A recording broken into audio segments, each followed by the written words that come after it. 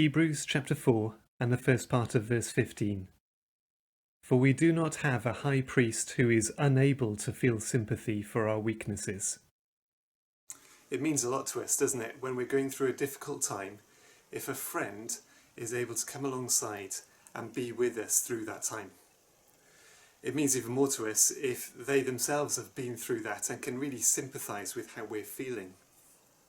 Well, the Bible tells us that Jesus is able to do that for us. Did you notice the double negative in the verse we just read? We do not have a high priest who is unable to sympathise. In other words, Jesus really is able to sympathise with the struggles and difficulties and sorrows and sadness that we go through. Because although he's God, he really did become human. And so in his life, he struggled with poverty.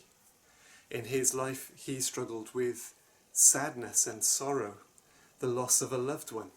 Lazarus, a good friend of his, died and Jesus wept. Jesus knew what it was to have friends turn their back on him and to sell him out, to be crucified even. Jesus knew what it was to experience great physical pain and suffering. So whatever we're going through in life, we know that we have a Saviour, Jesus, who is able to come alongside us and say, I know, I've been through the struggles and difficulties and pain and agony that this life can bring. So spend some time thanking Jesus for that he is the high priest who can sympathise with you, personally with you, through all that you're going through. But also thank him that he's not only able to just sympathise, he's able to do something about it. When he was dying on the cross, he was suffering the separation from God, so that we then don't have to experience that separation if we put our trust in him.